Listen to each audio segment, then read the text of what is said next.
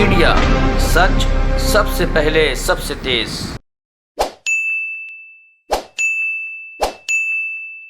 विवेक, फैसले और निर्णय पर कभी भी सवाल नहीं उठाया जा सकता, ऐसा हमारा मानना है। 5 राज्यों में चुनाव परिणाम कांग्रेस पार्टी की आशा के विपरीत रहे हैं। हमें उत्तराखंड, गोवा और पंजाब में बेहतर परिणामों की अपेक्षा थी, लेकिन हम ये स्वीकार करते हैं कि हम जनता का आशीर्वाद पाने में असफल रहे। पंजाब में सरदार चरणजीत सिंह चन्नी जी के रूप में हमने एक विनम्र, स्वच्छ और धरातल से जुड़ा नेतृत्व देने का प्रयास किया, लेकिन सरदार अमरिंदर सिंह जी के नेतृत्व में 4.5 साल की सत्ता विरोधी लहर से नहीं उबर पाए। जनता ने बदलाव के लिए मतदान किया। हम जनता के इस जनादेश को स्वीकार करते हैं और आम आदमी पार्टी श्री भगवंत मान, श्री अरविंद केजरीवाल को मुबारकबाद देते हैं। उत्तर प्रदेश में हम कांग्रेस पार्टी को जमीनी स्तर पर पुनर्जीवित करने में तो सफल रहे, पर हम उस जनमत को सीटों में नहीं बदल पाए। लेकिन कांग्रेस पार्टी उत्तर प्रदेश की हर विधानसभा में गली कूचे तक पहुंच पाई। हम उत्तराखंड और गोवा में बेहतर चुनाव तो लड़े, पर जनता का मन नहीं जीत पाए, विजय के आंकड़े तक नहीं पहुंच पाए। हमारे लिए एक सीख है कि हमें धरातल पर और अधिक मेहनत करने की आवश्यकता है। हमने इस चुनाव को जातिवाद और धार्मिक ध्रुवीकरण के मुद्दों से दूर रख जनता के मुद्दों पर वापस लाने का सतत प्रयास किया। वो चाहे बेरोजगारी हो, वो चाहे महंगाई हो, चाहे वो डूबती अर्थव्यवस्था हो, चाहे वो जनता के समक्ष रोजमर्रा का संकट हो, चाहे वो शिक्षा हो, चाहे वो स्वास्थ्य हो, चाहे वो ढांचागत विकास हो। परंतु यह भी सच है कि भावनात्मक मुद्दे जनता की जिंदगी से जुड़े इन मुद्दों पर कहीं ना कहीं हावी हो गए। हम चुनाव हारे या जीतें, लेकिन भारतीय राष्ट्रीय कांग्रेस देश की जनता के साथ लगातार खड़ी है। हम जनता के मुद्दों को, महंगाई को, बेरोजगारी को, अर्थव्यवस्था को, शिक्षा को, स्वास्थ्य को, ढांचागत विकास को, इन सब मुद्दों को जिम्मेवारी के साथ उठाते रहेंगे। हम हार के कारणों पर गहन दृष्टि से आत्म मंथन और आत्म चिंतन दोनों करेंगे, संगठन पर काम करेंगे और भविष्य में और बेहतर प्रयास करेंगे। कांग्रेस अध्यक्षा श्रीमती सोनिया गांधी जी ने यह भी निर्णय लिया है कि वो बहुत जल्द कांग्रेस कार्य समिति की बैठक बुलाकर इन सारे हार के कारणों और 5 राज्यों के चुनाव पर एक व्यापक अंतर्मंथन कांग्रेस कार्य समिति करेगी। हम चुनाव परिणामों से निराश जरूर हैं, पर हताश नहीं। हम चुनाव हारे हैं, पर हिम्मत नहीं हारे। हम कहीं नहीं जा रहे। हम लड़ते रहेंगे जब तक जीत हासिल ना हो जाए, और वो जीत जनता की जीत हो। हम लौटेंगे नए बदलाव के साथ, नई रणनीति के साथ।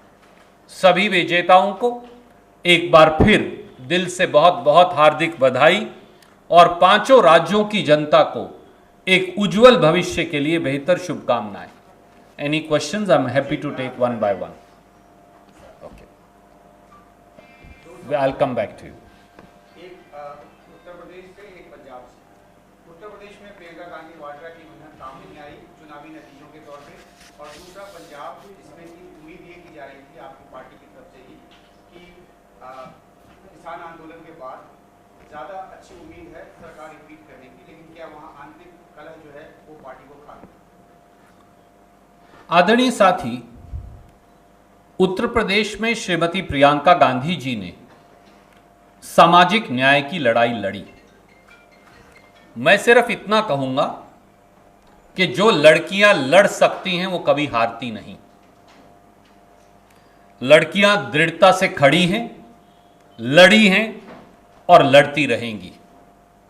प्रियंका गांधी जी के नेतृत्व में उत्तर प्रदेश की हर विधानसभा तक कांग्रेस पार्टी का तिरंगा पहुंचा, हमारा काडर क्रिएट हुआ। हर मुद्दे पर जो उत्तर प्रदेश की जनता से जुड़े थे, श्रीमती प्रियंका गांधी और कांग्रेस नेतृत्व ने आगे बढ़कर लड़ाई लड़ी।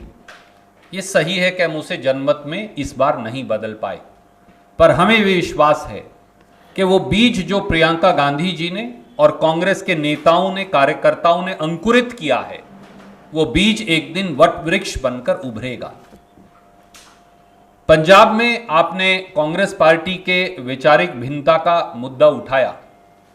मैं ये कहूंगा, पंजाब ही क्यों, हर प्रदेश के अंदर, प्रदेश में जो हमारे नेतागण हैं, हमारे साथी हैं, उन्हें ये सोचना पड़ेगा कि क्या वो एक दूसरे से राजनीतिक प्रतिस्पर्धा में कहीं उस पेड़ को तो नहीं काट रहे जिस पर हम सब बैठे हैं।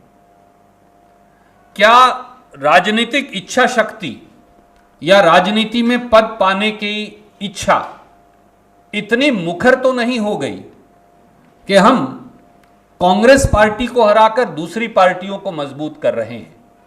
जब मैंने अंतर मंथन और आत्म विश्लेषण की बात की तो मुझे खुले मन से यह कहने में दिक्कत नहीं कि हर प्रदेश के अंदर जहां चुनाव हैं वहां भी, जहां चुनाव होंगे वहां भी, और जहां चुनाव होने हैं वहां भी प्रदेश के हर नेता को समेत मेरे, हम सबको बजाय केवल राष्ट्रीय नेतृत्व की ओर देखने के ये आत्मविश्लेषण जरूर करना पड़ेगा कि क्या हम उस पेड़ को ही तो नहीं काट रहे जिस पर हम खुद बैठे हैं। अगर हम उस टहनी को ही काट देंगे तो माफ कीजिए, फिर पेड़ भी गिरेगा, टहनी भी गिरेगी और नेतागण खुद भी गिरेंगे, जैसा कई राज्यों के परिणामों से सामने आया।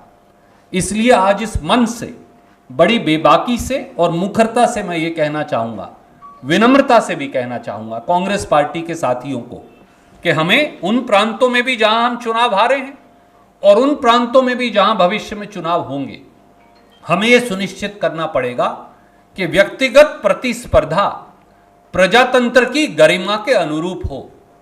जब वो राजनीतिक दल जिसके हम हिस्सा हैं उसी का नुकसान करेगी, जब उस पेड़ का ही नुकसान करेगी जिसकी टहनी पर हम बैठे हैं, तो वो व्यक्तिगत प्रतिस्पर्धा व्यक्तिगत नुकसान में बदल जाएगी, जिसका परिणाम हम सबको भुगतना पड़ेगा। मैम, जनता को ऐसा क्या दिखा कि उनको बेरोजगारी, किसान आंदोलन, साल भर 3 किसान जो बिल थे और कोरोना के बाद के जो इफेक्ट एमएसएमई और इन सबको पड़े, वो सब इग्नोर किए जनता ने। और दूसरा, पंजाब में व्हाट वेंट रॉन्ग कि आपने चन्नी जैसे फेस लाए जो एससी हैं और एक नैरेटिव आप लोग सोच रहे थे, वो खुद चुनाव दोनों सीटों से। आपने 2 प्रश्न पूछे आदरणीय मित्र, और मैं दोनों का जवाब आपको दूंगा। मैंने बड़े खुले मन से आपको कहा, भारतीय राष्ट्रीय कांग्रेस ने यह प्रयास किया कि चुनाव में हिंदू मुसलमान, जात पात, क्षेत्रवाद, भावना में बहे जाने वाले मुद्दे, उनसे उठकर जनता की जिंदगी से जुड़े सार्थक मुद्दे, वो राहुल गांधी जी हों, वो प्रियंका गांधी जी हों, वो कांग्रेस के हर नेता हो, हमने ये प्रयास किया कि वो मुद्दे चुनाव का केंद्र बिंदु बने। वो बेरोजगारी हो, वो कमर तोड़ महंगाई हो, वो डूबती अर्थव्यवस्था हो, वो शिक्षा हो, सड़क हो, बिजली हो, स्वास्थ्य हो। परंतु लगता है प्रथम दृष्टि से कि भावनात्मक मुद्दे जनता के इन सार्थक मुद्दों पर हावी हो गए। पर जैसा मैंने कहा, प्रजातंत्र में जनता का निर्णय सर्वोपरि है और मैं इस मन से न जनता के निर्णय पर, न उनके न्याय पर, न उनके विवेक पर कोई प्रश्न उठाऊंगा। मुझे लगता है कि कहीं ना कहीं एक जागरूक पत्रकार के तौर पर आप सबको भी इस सवाल का जवाब ढूंढना चाहिए। दूसरी बात आपने कही पंजाब में नेतृत्व बदलाव की। पंजाब में 4.5 साल से एंटी इनकम्बेंसी थी और 99.9% विधायकों ने एक स्वर से वहां नेतृत्व परिवर्तन की मांग की। हमने केवल उस मांग को स्वीकारा। हमने उससे ज़्यादा कुछ नहीं किया, क्योंकि अगर मैंने इस सवाल का जवाब पहले भी दिया है कि अगर हम वो मांग ना स्वीकारते तो फिर आप बोलते कि कांग्रेस का शीर्षतम नेतृत्व है वो ऑटोक्रेटिक है, वो विधायकों की बात नहीं सुनते। और 111 दिन की सरकार में सरदार चरणजीत सिंह चन्नी ने, जो एक साधारण दलित परिवार से आते हैं, एक सबल नेतृत्व भी दिया, एक बेहतरीन सरकार भी दी, और वो सारे निर्णय जिनका और लोग वादा करते थे, सरदार चरणजीत सिंह चन्नी और कांग्रेस पार्टी ने जमीन पर उनका क्रियान्वयन कर दिया। अब कोई ऐसा निर्णय नहीं बचा जो किसी पार्टी ने वादा किया हो जो कांग्रेस ने उसका क्रियान्वयन जमीन पर ना कर दिया। जैसा मैंने कहा, सब नेताओं को पंजाब समेत अब अंतर्मंथन और आत्म विश्लेषण करने की आवश्यकता है कि कहीं हम सब उस टहनी को तो नहीं और पेड़ को तो नहीं काट रहे जिसकी टहनियों पर हम बैठे हैं, और व्यक्तिगत प्रतिस्पर्धा कहीं दूसरी पार्टियों के फायदे और खुद की पार्टी के नुकसान में तो नहीं बदल गई है। उस सत्ता की आकांक्षा इस हद तक, इस कदर तो नहीं बढ़ गई कि हम विरोधी की मदद और खुद के पक्ष का नुकसान करने में लग गए हैं। पार्टी के हर कार्यकर्ता, प्रदेश के हर नेता को इस पर चिंतन करना पड़ेगा। Ma'am, I'll come to you. I have a lot of questions, but I'll just be brief. I'll come to you after him and you ask. And I'll come to you after him, ma'am. I have a lot of questions, but I'll just be brief because one is how long will the party be in denial about the leadership issue? Because of the fact we can see here that you can keep blaming various other people, and you've shown humility today of accepting and felicitating others. But somewhere down the line is the leadership issue. And I'm not even getting and spelling it further because you know what I imply. Would like to know whether you will address this issue, number one. Number two, secular unity in states like Goa and Uttarakhand, which you analyze, has been completely frittered away, and that has allowed what has happened. And now you have to counter an arc, not only in Punjab, which is been taken over, but even in Himachal. So how are you going to answer these issues? My dear friend, today perhaps is not the day to minutely introspect, examine and immediately answer each one of your issues. I am not undermining anything that you are saying. Congress President Srimati Sonia Gandhi ji within hours will be calling, very shortly she will be calling a meeting of the Congress Working Committee, where all these issues will be discussed threadbare. We have to do course correction. We have to introspect. We have to find a way ahead.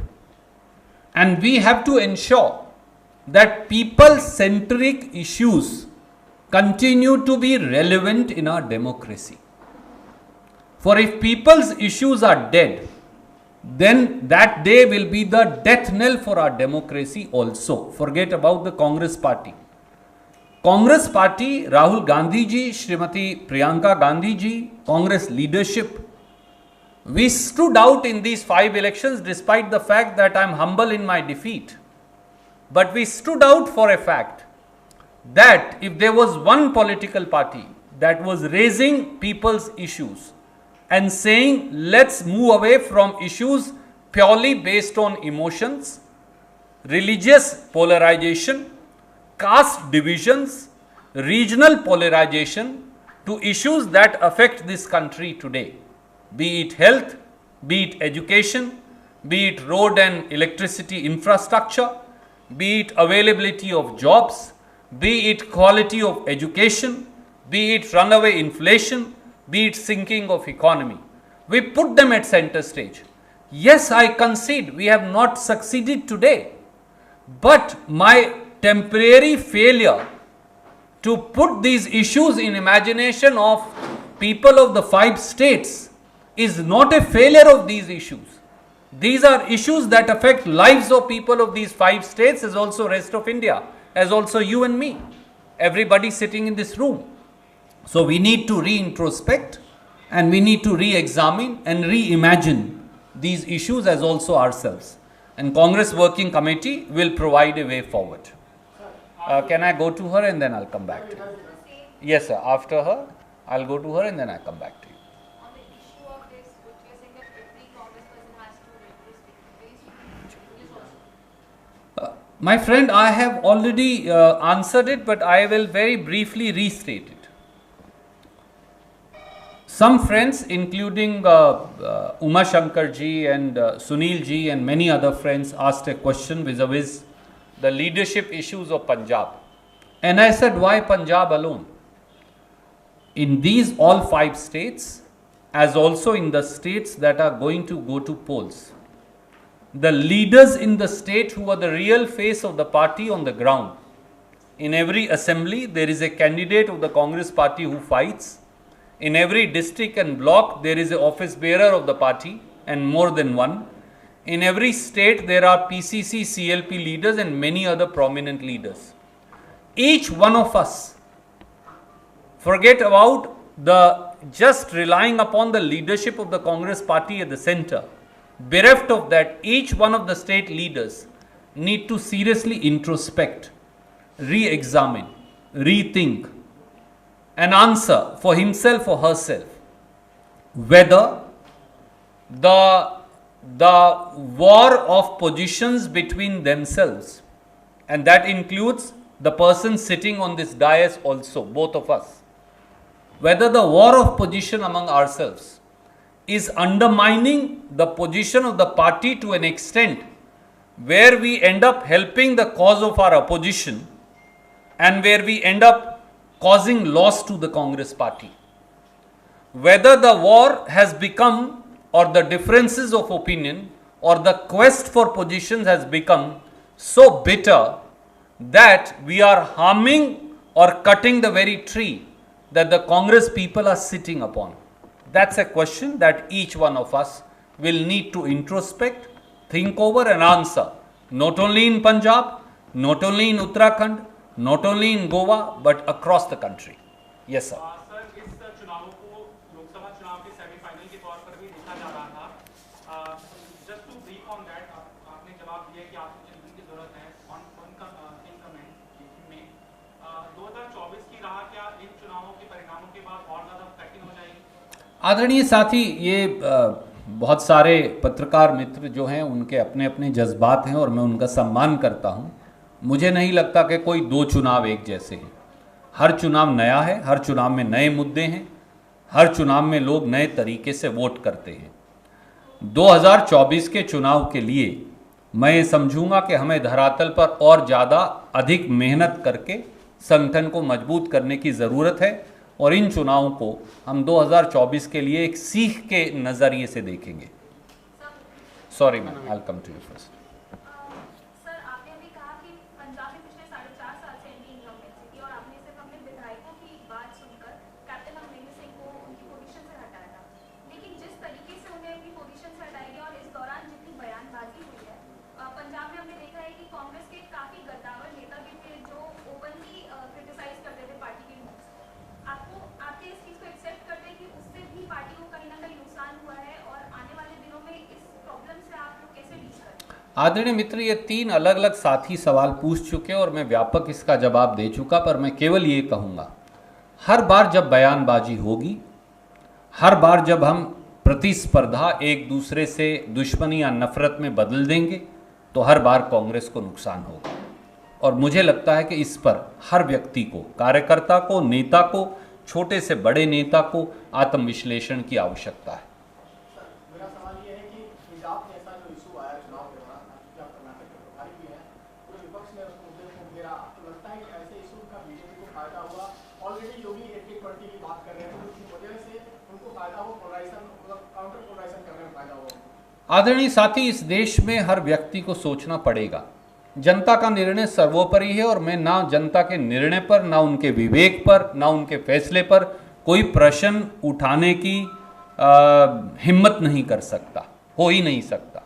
पर हमें ये सोचना ज़रूर पड़ेगा कि क्या इस देश में धर्मांधता चलेगी, जातीय विभाजन चलेगा, हिंदू मुसलमान शमशान कब्रिस्तान चलेगा, नफरत चलेगी, बंटवारा चलेगा, विषैला जहर चलेगा, या फिर इस देश में रचनात्मक राजनीति चलेगी? मैंने कहा कि हमने रचनात्मक राजनीति का प्रयास किया. राहुल गांधी जी के नेतृत्व में, प्रियंका जी के नेतृत्व में, कांग्रेस के हर नेता ने यह प्रयास किया कि धार्मिक विभाजन, जातीय विभाजन, धर्मांधता और जो भावना में बहने वाले जो मुद्दे हैं उनसे हटाकर जनता को सार्थक मुद्दों तक हम उनको जनता के डिस्कशन के अंदर लेकर आए। हो सकता है हम इस बार कामयाब ना हुए हों, पर उसका मतलब ये नहीं कि ये मुद्दे सार्थक नहीं हैं। कांग्रेस पार्टी इन पर लगातार काम करती रहेगी। मेरा एक सवाल है, रणदीप जी, आपने आत्मचिंतन की बात की, लेकिन जवाबदेही का जिक्र नहीं किया। 2019 में जब आप लोग लोकसभा का चुनाव हारे तो राहुल गांधी ने अपने पद से अध्यक्ष पद से इस्तीफा दिया। 5 राज्यों में अगर उत्तर प्रदेश को अपवाद मान के लिया जाए तो बाकी के 4 राज्यों में जो प्रभारी हैं, जो चेहरा थे, जो या प्रदेश अध्यक्ष हैं, अभी तक उन लोगों की तरफ से कहीं से कोई जवाबदेही या जवाबदेही देते हुए अपने पद से इस्तीफे देने की बात नहीं। अकाउंटेबिलिटी की बात कुछ साल पहले कांग्रेस पार्टी में की गई थी। क्या वो सिर्फ राहुल गांधी के ऊपर ही लागू होता है, बाकी लोगों को उसमें आप लोगों ने ये जी नहीं, श्री राहुल गांधी जी ने तो अपनी जिम्मेवारी 2019 में ली ही थी और बाकी सबकी जवाबदेही भी है। और कांग्रेस कार्य समिति की बैठक बुलाने के पीछे यही लक्ष्य है कि नए सिरे से इन सारी बातों पर चर्चा हो, विश्लेषण हो और जो निष्कर्ष निकलेगा वो हम आपको बताएंगे। बहुत बहुत धन्यवाद।